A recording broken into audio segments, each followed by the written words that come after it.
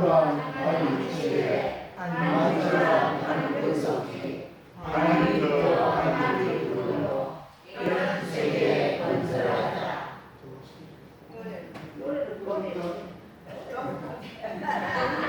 네, 설교수입니다.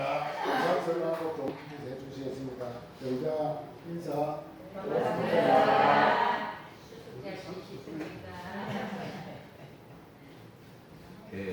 천국에 가면요 인사를 할 때 잘 사냐 그러거든요. 잘 사냐. 그리고 딸 시집 보낼 때 뭐라고 해요? 잘 살아라. 그러죠? 그럼 어떻게 사는 것이 잘 사는 겁니까? 어떻게 살아야 잘 사는 거예요?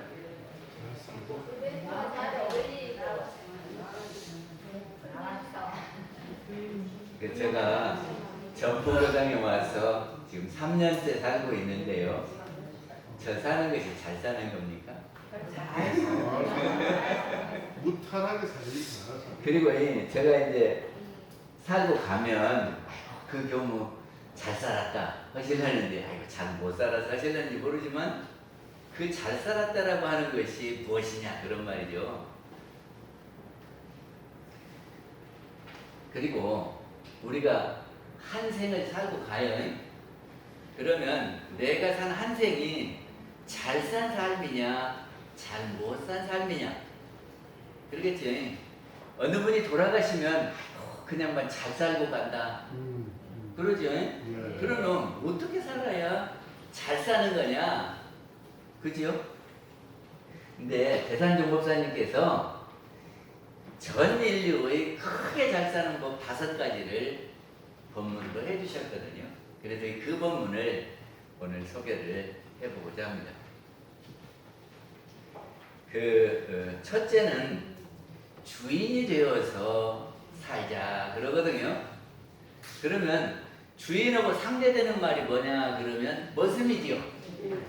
근데 머슴은 어쩝니까? 머슴은 주인이 시키는 대로 하지요. 그죠? 근데 주인은 내가 오늘 무엇을 할 것인가 생각해가지고 그것을 한단 말이죠. 교당에서도 부교무하고 교무하고 이렇게 같이 살잖아요. 그러면 일은 누가 더 많이 하냐 그러면 부교무가 훨씬 열심히 움직입니다.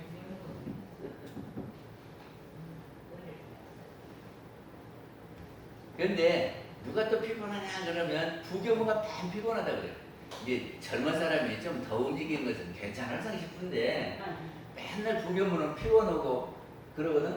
왜 그러냐 하고 생각해 보니까 부교무는 교무가 시킨 일을 하고 눈치 봐면서 하고 그러니까 똑같이 해도 더 힘드는 것 같아요. 근데 교무는 일을 많이 해도 지가 챙겨갖고 딱딱 할 일 하니까 많이 움직여도 덜 피곤합니다. 근데 머슴은 주인이 시키는 대로 피동적으로 해요. 그리고 주인은 능동적으로 합니다. 능동적으로 자기가 일을 찾아갖고 하면 하다가 쉬어도 누가 뭐라고 할 사람 없지요. 일을 하다가 좀 쉬어도. 근데 주인이 시켜갖고 하면은 안 하면 주인이 뭐라고 해요. 그리고 잘하고 잘못하는 것도 크게 책임이 없어요. 자기가 챙겨갖고 하는 거라. 근데 시켜갖고 하는 일은 잘못하면 돼지게 혼나요.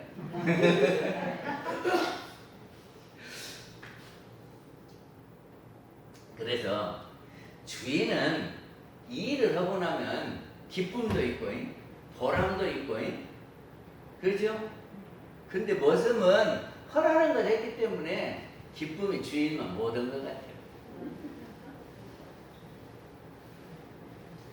물론 머슴도 주인이 칭찬해주면 기쁘기는 하지만 주인이 자기가 무슨 일을 하려고 그래가지고 그 일이 성취되면 굉장히 기쁘거든요. 한순간만 기쁜 것이 아니고 두고두고 계속 기뻐.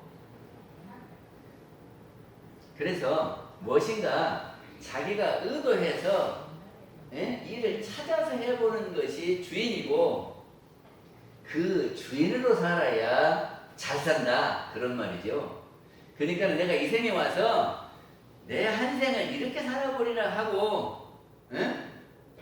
그렇게 해서 자기 의도대로 이렇게 살아가면 보람이 있지만 아무 의도도 없이 남이 허락한 대로만 하고 한 생을 마치면 그 사람은 성실하게 살았다고 그런지는 몰라도 재미있게 잘 살았다 하는 것은 어렵지 않을까 그런 생각을 해봅니다. 교당에 오실 때도 그냥 와갖고 허라는 것이 뭔가 그거 허라는 대로만 하는 것하고 내가 교당에 와서 무엇을 해볼 것인가 하고 찾아서 그거를 해보는 것하고는 다릅니다. 지난번 4일날인가 우리 박 교수님이 우리 좌선하는 책을 하나를 좀 선정해달라고 그러세요. 요새 제가 선에 대해서 이야기를 안 했는데, 선에 대해서 관심 갖고 찾아보고, 저하고 이야기를 하면, 어째요? 교당에 와서 선에 대해서 한번 알아봐야 되겠다, 그러죠? 이거는 주의 정신입니다. 그래서 그렇게 해가지고, 찾아보고, 이렇게 대화를 해보고, 실제로 해보고, 그러다가, 이렇게 돼야 보람이 있지. 그냥 건성으로 와갖고 그냥 앉았다가 그냥 가면, 그냥 책가방 갖고 왔다가 도로 갖고 가는 것하고 비슷해.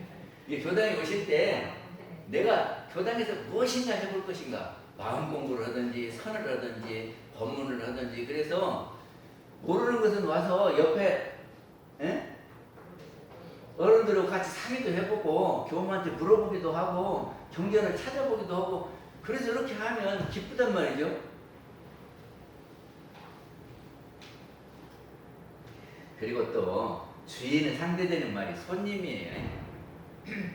손님 가갖고 그 집을 이렇게 해야 되겠다 저렇게 해야 되겠다 생각을 합니까? 아니면 주인한테 피해 안 되게 잘 있다 가야 되겠다고 생각합니까?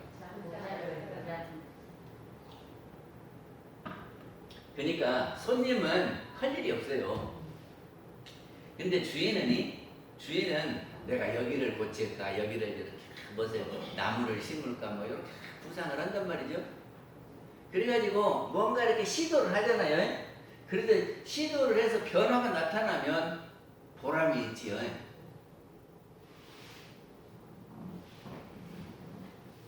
이게 우리 교단도 손님이 있고 주인이 있는 것 같아요.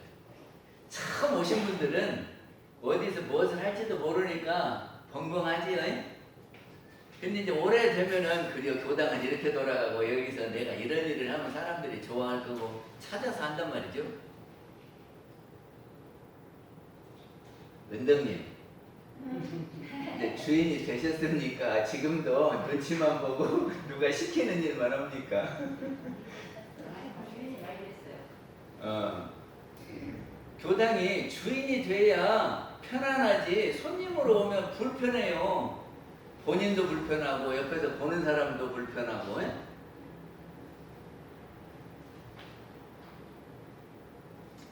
우리 경타원님이 저기 만나는 사람마다 원불교 얘기를, 그리고 지난번에 병원에 가셨는데 옆에 침대에 있는 사람을 열심히 원불교를 설명했더니 한번 나와보겠다 그랬잖아요. 그러니까는 우리 경타원님은 우리 교당의 주인이요. 안 그럽니까? 그래서 이렇게 또 해보고 저렇게 또 해보고 해서 사람들 하나씩 오면 얼마나 기쁠까? 우리 온타원님은요, 교당에 오면 맨 일만 보인대. 그래서 마당에 이렇게 종이조절이 떨어져 있으면 그거 또 줍고, 그래갖고 쓰레기통이 저거 안 씻거든. 쓰레기만 비우고 놔둬. 그러면 더럽지. 그러면 또 씻어가지고 딱 엎어놓고, 그리고 쓰레기도 이렇게 담아있으면 해가지고 분리수거해서 저기다 내놓고. 이게 주인이지요.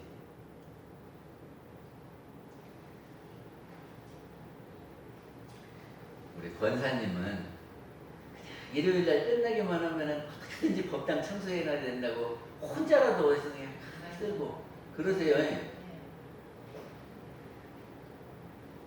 근데 그럼 주인이 되려면 어떻게 해야 되느냐 하면, 대산정사님께서 주인이 되려면 시방삼계가 다 오가의 소유인 줄을 알아야 된다 하는 거거든요. 이 말이 뭔 말이요? 시방이라는 것은 동서남북에다가 그 간방에다가 상하 이렇게 하면 시방돼요. 그러니까는 어디든지가 그 말이지 시방이. 삼계는 욕계, 색계, 무색계 그래요. 이것도 모든 세계를 다 통틀어서 욕계, 색계, 무색계 그럽니다. 근데 불교 사람들이 욕계, 색계, 무색계를 엄청 어렵게 설명을 해요. 그래갖고 무슨 원천 몇 개 뭐 이렇게 하는데 아무 쓸모가 없는 삼계 나눔을 하고 있어요. 그래서 오늘 쉽게 제가 설명을 해볼게요. 욕계는 욕심의 세계예요. 그러니까 우리 중생들이 다 욕심이 있죠. 그러니까 우리 중생들의 세계가 욕계고, 색계는 해탈을 해가지고 어디에 집착하지 않고 편안하게 사는 삶이 색계예요. 무색계는 이제 아주 육신도 없이 열반에 들어서 천상에다 계시는 분이 무색계. 이게 다시 말하면 저 중생부터 저 부처님의 세계까지 모두 통틀어서 삼계. 그런다 그 말이죠. 이건 제 해석이요. 삼계에 대한 제가 해석하는 거예요. 그것이 다 오가의 소유다 그러거든요. 근데 오가를 나의 소유다 이렇게 해석도 하지만 우리의 소유다, 우리 집이요, 우리 권속이요 이렇게 해석을 하는 것이 더 쉽게 하거든요. 한 번은요, 대산정 목사님이 대산정 목사님은 꼭 식사하시면 점심 식사를 하시면 산책을 하셨어요. 그러면 산책 갈 때 대중들이 쫙 따라가. 근데 총부에 계실 때는 어디를 가끔 가셨냐면은 배산을 가셨어요. 이 익산에 가면 그 조금 높은 산이 있어. 그게 배산이요. 거기다가 배를 맸대요. 저기 서해안은 물이 자꾸 빠져나간다네요. 그래서 곰소가 옛날에 큰 항이었는데 바닷물이 없어요. 줄포가 옛날에 포구였는데 뻘만 있어요. 그러니까 서해안은 자꾸 물이 물러간대. 옛날에는 익산도 바닷물이 들어왔는가 봐요. 그래서 배를 맸던 데가 그 배산이라고. 근데 지금은 전혀 물 들을 때가 아니거든요. 아무튼 이 배산에 올라가셨어요. 그러면 올라가 갖고는 다 이렇게 선을 해. 한 20분 이렇게 선을 하고는, 그리고 이제 다 종법사님 뺑 둘러서 앉아. 그래가지고 대산정사님이 이 말씀을 하셨어요. 시방삼계가 오가의 소유라고 하니 그것이 무슨 뜻이냐 하고 질문을 했단 말이죠. 그러니까 이제 한 사람이 그거 다 내 것이라고 하면 다 내 것이지요 이렇게 대답을 했어요. 그러니까 대산정사님이 뭐라고 했냐면, 저기 논 보이냐? 거기서 보면 논이 보이거든 밑에. 거기서 그 별을 비워갖고 이렇게 쌓아놨어요. 그러면 저 별을 네가 지게다 짊어지고 오면 괜찮냐? 네 것이면 한번 다 네 것이라고 해서 짊어져 와봐라. 어떻게 지 것이라고 그러면 아니 쉽게 하면 우리 여기 가면 그 저기 편의점 있어요. 편의점에 가서 우유 한 병 갖고 봐요. 시방삼계가 오가의 소유다 그랬으면 편의점에 가서 우유 한 개 갖고 봐. 다 내 것이라고 했으니까. 그럼 어떻게 해야 오가의 소유래요? 돈 주고 간 거. 예? 돈 내고 갖고 와야지. 돈 내면 남이지. 실질적으로 보면 크게 봐야지. 그래서 어떻게 설명을 해야 시방삼계가 오가의 소유다 하는 말을 이해하게 하냐 그 말이죠. 우리는 살아가면서 분별이 돼요. 그래서 이것은 내 거, 이것은 남의 거 다 이러잖아요. 그래서 내 것은 내 맘대로 하고 남의 것은 내 맘대로 못해요. 그래서 내 것과 남의 것을 이렇게 딱 구분을 해. 근데 여기에서는 다 오가의 소유라네. 예? 내 것 남의 것이 없이 다 내 거라고 그랬어요. 그럼 어떻게 설명을 해야 그 말을 알아들을 것이냐 이런 말이에요.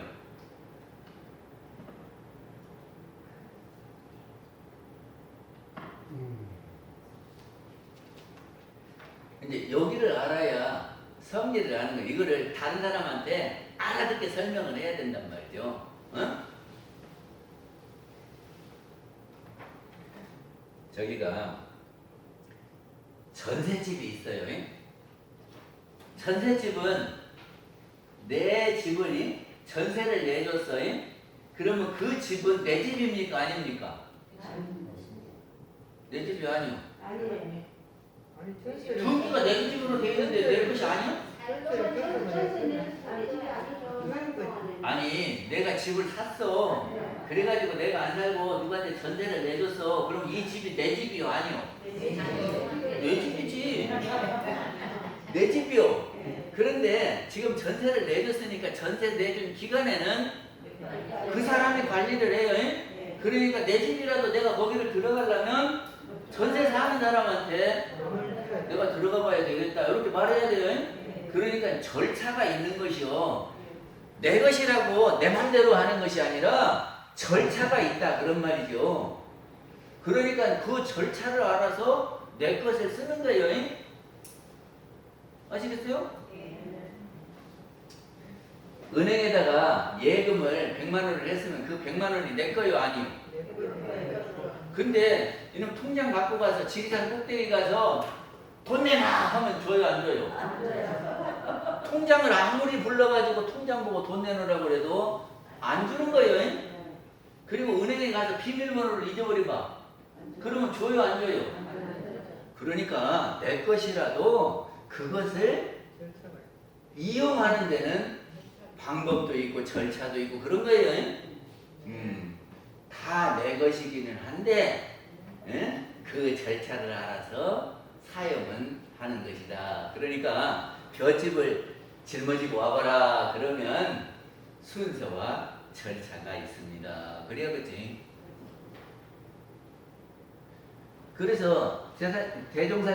대종사님께서 경편철도 이야기하는 거 들으셨나요? 네.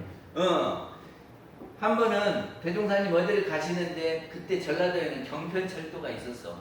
근데 그 저기 자본가들이 경편철도에다 투자를 하거든요. 그러면 그 사람들한테는 경편철도에 가면은 막 나와서 인사하고 저기가 제가 그 교무들 단회할 때 어디를 갔냐면 현대미술관에 갔거든. 그랬더니 우리는 가니까 12,000원 받아. 그리고 설명도 안 해주고 보라고 그래요. 그러는데 어떤 양복 입은 사람들이 한 10명이 들어왔어. 그러게 그 사람들은 이렇게 인사하고 그 안내하는 사람이 가서 다 설명하고 그러더라고. 그래서 우리가 물어봤지. 우째 저 사람들은 설명해주고 우리는 안 해줘요. 그랬더니 저 사람들은 부산은행 사람들인데 부산은행이 저기를 했대요. 무엇을 대줬대요. 그래서 그 사람들이 오니까 그렇대. 그러니까 대종사님 당시 때 경편철도가 자본가들이 투자를 해놓으면 그 사람들이 오면 옆 직원들이 나와서 이렇게 인사를 하고 와서 오십시오 하고 자리도 다 좋은 자리다가 다 앉혀준다니까. 그러면 옆에 사람들이 보면 샘나지. 그러니까 제자들이 그랬어. 아이고 우리도 경편철도다 조금 했으면 우리도 대종사님 모실 때 그냥 착착 모시고 좋은 자리다가 오면 그냥 연무원들이 와서 인사하고 얼마나 좋겠냐. 그러니까 대종사님 뭐랬어요? 나는 이미 경편철도가 내 것이라고 삼은 지 오래다. 그죠? 또 그 뒤에 뭐라 그랬어요? 서울에 갔는데 공원 그 공원이 내 것이다 이 말이요. 그러니까 이용하는 절차를 알아서 하면 하나도 어려울 것이 없고 내 맘대로 공원을 이용하는 거 아닙니까? 내 것이지 뭐 그것이. 그죠? 이제 이거를 잘 굴려보면은 시방삼계가 다 오가고 소유인지를 알아요. 그러면 다 우리 것이고 내 것이라고 생각한다면 어찌하겠어? 우리 것이 잘 돼야지. 그러면 교당에 오셨을 때 휴지가 떨어져 있으면 어쩌? 주인이니까 주워야지. 그리고 우리 교당에 오는 손님들이 편안하게 하려면 인사해주면 좋겠죠. 아, 어서 오시라고. 그리고 커피라도 타서 착 돌리면 좋겠지. 근데 그렇게 하면 사람들이 다 아이고 애쓴다고 우리 부회장님 안 오시면 우리 교당이 어떻게 운영되냐고 이렇게 한단 말이에요. 그러면 행복하겠어요? 안 행복하겠어요? 그렇게 주인으로 살면 행복해. 그 다음에 두 번째는 나를 없애고 살자 그랬거든요. 나를 없애고 살자. 우리 중생들은 나를 무엇을 나라고 생각하느냐? 그러면 이 육신을 나라고 생각해요. 그렇죠? 이 육신을 나라고 생각해요. 그리고 내 것은 이 육신을 중심으로 해서 내가 낳은 아들이 내 아들이고, 그리고 내 명의로 된 것이 내 재산이고, 이것이 내 것이요. 중생들은 그럽니다. 맞죠? 근데 이렇게 생각하는 나는 얼마까지 있습니까? 죽을 때까지. 예. 그래서 죽을 때가 이제 100살이라 그러면 100년밖에 나가 없는 거예요. 근데 우리 사람은 영혼하고 육신하고 이렇게 이루어졌어요. 이거를 알아야 돼. 우리 사람은 영혼이 있고 육신이 있다. 근데 이놈이 분리가 되면 영만 떠돌아다니면 귀신이고 이것만 남아있으면 시신이에요. 이렇게 알아요? 근데 이 육신은 100년간의 유효기간이에요. 근데 이 영혼은 영원하다. 그러면 영원한 것이 나요? 일시적인 것이 나요? 봐봐요. 우리가 돈 100만 원 있는데 누가 이렇게 주면서 하루만 갖고 있다 줘. 그러면은 그 돈이 내 돈이 아니요? 아니지? 예? 영원히 내 수중에 있어야 될 것이죠. 그러듯이 영이 나라고 하면 육신은 100년밖에 아니니까 이것은 내가 잠시 보관했다가 내놓는 것하고 똑같다 그 말이요. 그러면 나는 이 영이 나요. 이제 육신이 나가 아니고 영이 나요. 그러면 육신이 좀 못생겼어. 그러면 어째요? 내가 전세집 사는데 조금 불편해. 그러면 꾸갖고 뭐 타갈 거 없지. 전세기가 끝나면 또 좋은 집으로 이사 가면 돼. 그러니까 내 이 육신이 조금 모자라면 이 생에 전세집 조금 불편하게 살다가 내 생에 좋은 집 찾아가면 돼. 그런 거 아니야? 내 것이 무엇이 내 것이냐 그러면 자기 앞으로 된 재산이 우리 중생들은 내 것이라고 생각을 한다 그 말이죠. 그러네요? 근데 그 재산이 영원한 겁니까? 일시적인 것입니까? 일시적인 것이요. 아무리 길어도 이 생의 끝이요. 그죠? 다음 생에 가면은 자기 영혼을 따라가지 않으니까 이 생에 그치는 거라고요. 또 자식은 내 것입니까? 아닙니까? 일시적인 거예요. 자식도 이 생에 이 육신 갖고 있을 때 내 새끼지. 예? 죽어버리면은 지금 갈라져 갖고 어디 있는지 누군지도 몰라. 그렇잖아요. 그러니까 이 육신도 내가 아니거늘 내 아들과 내 재산이 내 거냐 그 말이죠.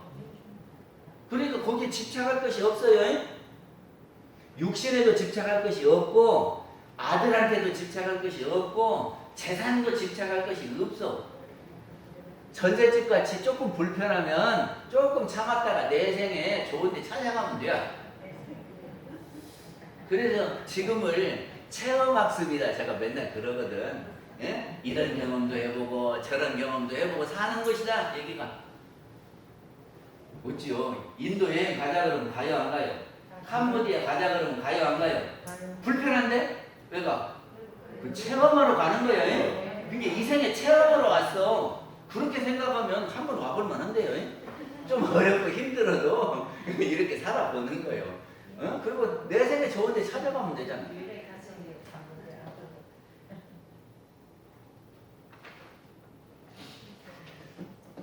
부처님께서 저기 형상이 있는 거,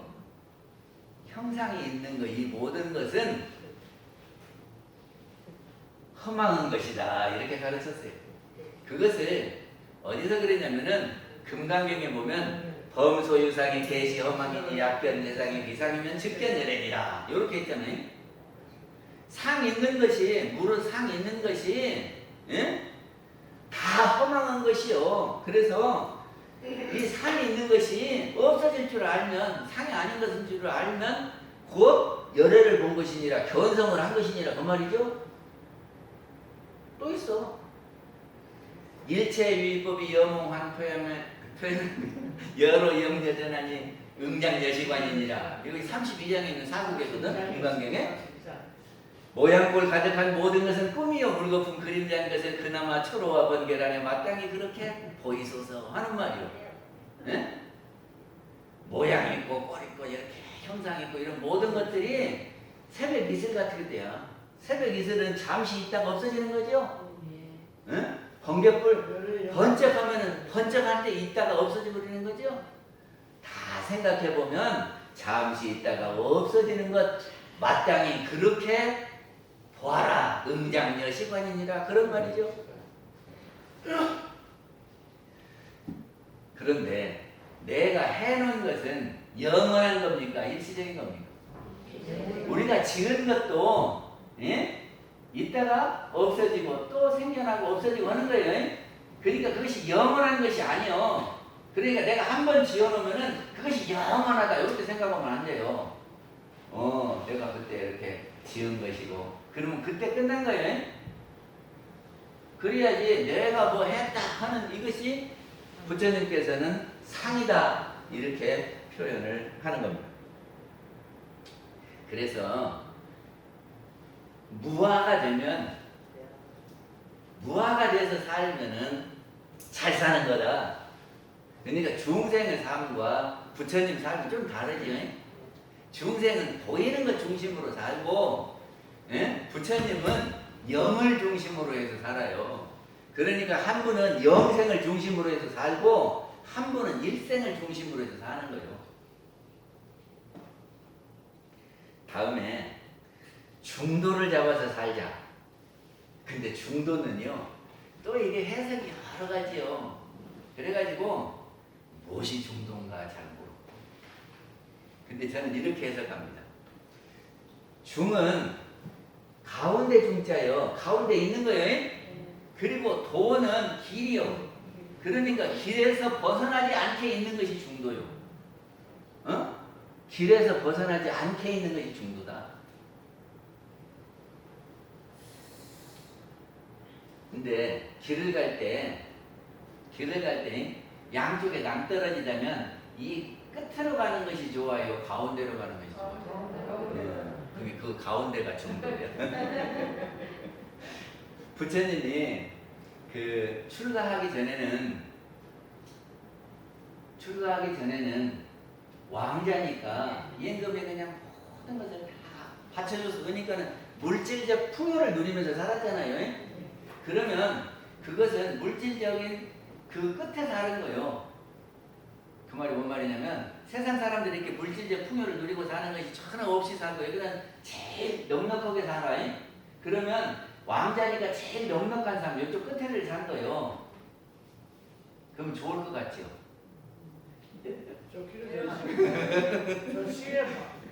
좋을 것 같지요? 그리고 저기 부처님이 29세에 출가를 해요. 그래서 35세에 득도를 하거든. 그래서 6년 동안 설산고행상 그러죠. 고행을 해서 고행을 하는 것은 이렇게 사는 삶 중에 어디까? 우리가 사는 것이 고통받으면서 사는 사람도 있고 편안하게 사는 사람도 있지요. 그러면 고행은 이 끝이요, 중간이요. 끝이죠. 그러니까 당신이 물질적 풍요를 누리면서도 살고 고행을 하면서도 해보니까 이것은 양쪽 끝이다. 그래서 가운데로 가자. 그래서 중도요. 그리고 또 무엇이 중도냐 그러면 화살이 이렇게 촥 날아가는데 관역이 이렇게 있잖아요. 그러면 관역을 어디를 향해서 날아가야 되겠습니까? 한 중심이, 그러니까는 한 중심으로 착 날아가서 박히면 그거 중도예요. 길을 벗어나지 않고 착 갔잖아요.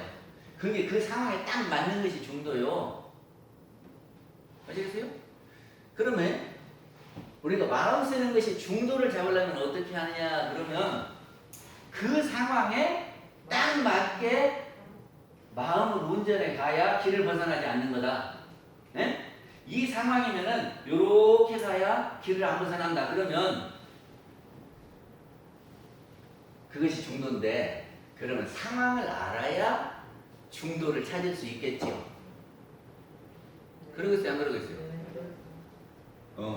그게 나한테 이렇게 주어진 상황이 이런 상황인데 이 상황에서 내가 이렇게 가면 낭떠러지에 떨어지지 않고 길고 잘 가겠구나 그러잖아요. 그것이 중도예요. 그러면 어떻게 해야 상황을 아냐? 저기 우리한테 주어진 상황이 뭐냐 그러면 다른 말로 하면 경계예요. 경계. 그러니까 경계를 내가 발견을 해야 중도를 잡을 수 있어요. 나한테 주어진 상황이 이것이 경계구나. 그때에 내가 마음을 어떻게 끌고 갈까?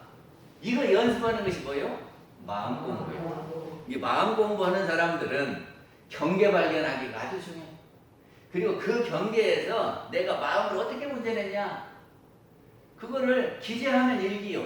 우리 심신장 철이거는 경계에 내가 마음을 어떻게 운전했냐? 이렇게 쓰는 거예요. 그러니까는 이 상황에서 화를 확 냈냐? 아니면 이쪽도 따두기고 이쪽도 따두기고 하면서 이렇게 갔냐? 뭐 이런 것이 있을 거 아니에요. 자기한테 경계가 주어지면이.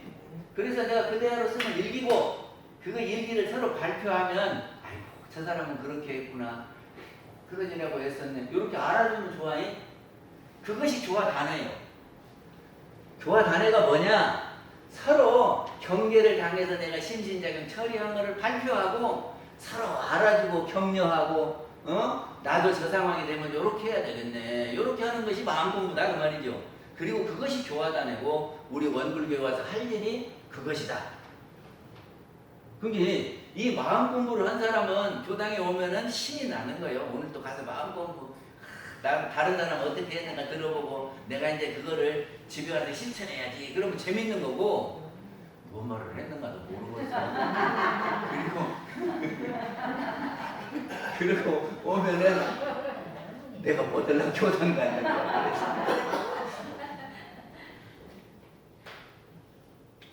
그 다음에 평등하게 살자.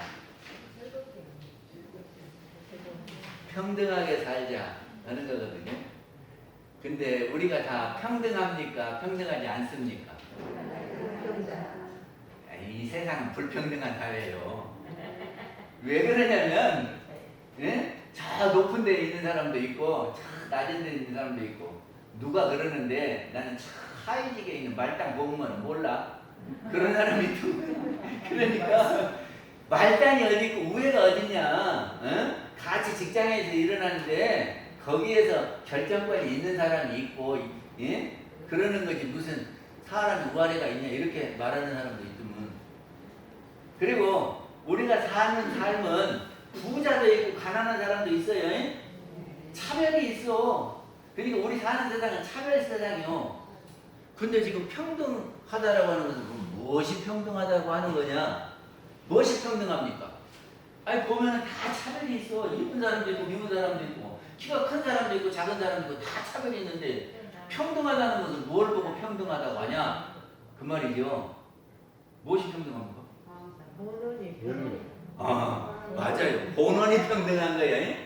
이거를 알아야 해요. 그러니까 평등을 알려면 본원 자리를 알아야 되고 이 본원은 영원한 것이고 차별세계로 나타나는 것은 일시적인 거요. 그러니까 우리가 본원에서도 놀 줄 알아야 돼요. 그러니까는 저 사람들이 잘났어도 우리 본원에서는 평등해. 그래서 꿀리지 않아야 돼요. 그리고 내생에 가면 너도 그거 이제 또 없어지고 나도 새롭게 얻고 그러니까 그거 네 거 아니야. 이렇게 하면 평등하다고 생각하면 편안하지? 꿀릴 것이 없지? 그리고 지금 높은 데 있는 사람도 그 뻐길 것도 하나도 없어. 그거 남은 것 갖고 이러고 저러고 하는 것이지 조금 있으면 없어질 거예요. 그래서 평등을 알면 본원짜리를 알면 어떻게 되냐 그러면 평등성 중에 무피차예요. 성품 가운데는 평등해서 뭔 말이에요? 성품이 본원짜리예요. 영이요 영. 우리 그 영혼은 텅 비어가고 다 사람마다 다 똑같아요. 응? 그러니까 그거를 다른 말로 하면 성품이라고 그래요. 근데 성품 가운데는 평등해서 너도 없고 나도 없다. 아니 똑같은데 무슨 네 건 내 것이 어디가 있겠어? 텅 비어갖고 똑같이 이렇게 있는데 대원경상의 절친소다. 큰 원으로 된 유리판 같은데 거울 같은데에 중국집에 가면은 원탁이 이렇게 있지요. 그리고 이렇게 앉아 있으면 서로 가까운 것도 없고 먼 것도 없어요. 서로 이렇게 그 원탁으로 뺑 돌아 앉았으니까. 그렇죠? 그래서 원래는 친함도 없고 덜 친함도 없어요. 그러니까 평등하죠. 그런데 이거를 대자리를 봤다, 본체 자리를 봤다 그러는 겁니다. 이게 우리 수도인들은 본체 자리를 볼 수도 있고 차별 세상으로 나눠진 것도 보고 그래야 돼요. 제가 이렇게 평등하다 그랬더니 어른 보고는 너보다고 평등하니까 이렇게 하면 되겠어. 아니 그거는 차별 세상에서 대우를 해줘야지. 이 세계 살면서 평등하다고 그렇게 하면서 너보다고 똑같다고 그러면 아니 요새는 그래요. 그래가지고 지하철에 가도 젊은 애들이 일어서지도 않아요. 당신이나 나나 똑같은데 뭐.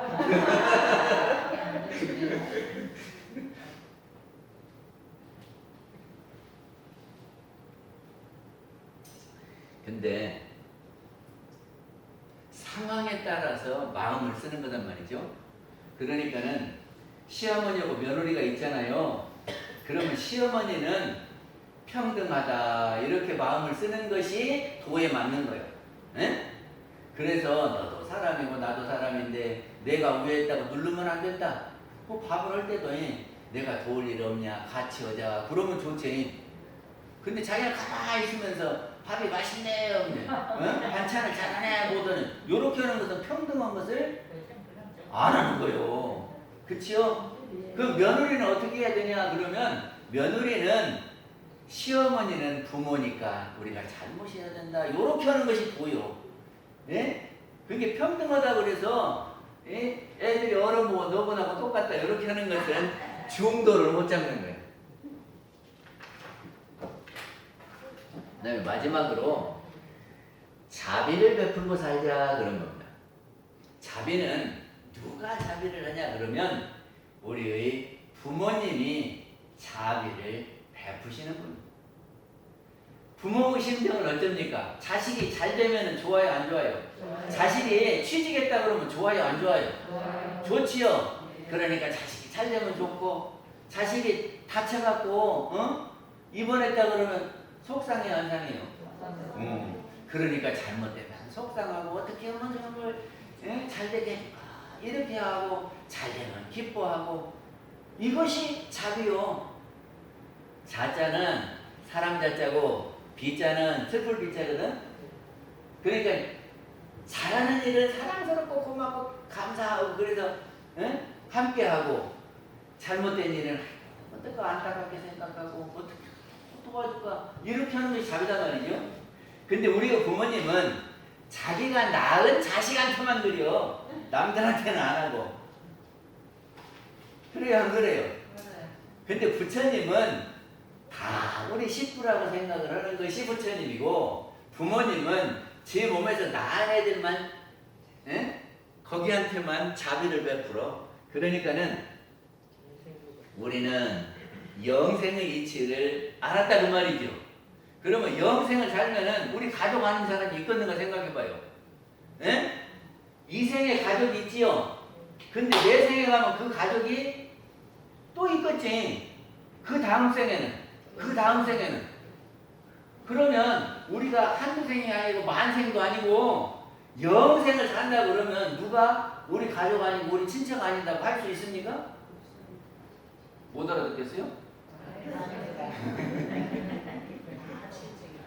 그러니까 부처님은 영생을 보고 살기 때문에 모두가 다 우리 가족이다. 그러니까 우리 가족을 위해서 잘 되면 좋고 잘못되면 아쉽고 어떻게 안타깝고, 그러니까 대자 대비. 하여튼 잘 사는 것이라고 하는 것은 가치관의 문제예요. 예? 그래서 돈의 가치를 두는 사람은 돈 벌어야 잘 사는 거고, 그치요? 그리고 권력에 이렇게 관심이 있는 사람은 높은 자리에 올라가야 잘 사는 거고, 예? 이 육신에 관심을 둔 사람은 안 아프고 사는 것이 잘 사는 거고. 근데 우리 여기서 잘 사는 것은 뭡니까?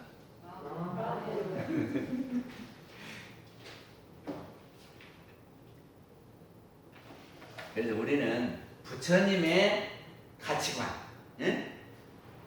부처님의 가치관 입장에서 잘 사는 거예요. 그래서 그 잘 사는 것을 5가지로 대산정사님이 법문을 해주셨다. 이 말씀 전합니다. 마치겠습니다. 예, 설교 감사합니다. 예, 성가 107장 함께 하시겠습니다.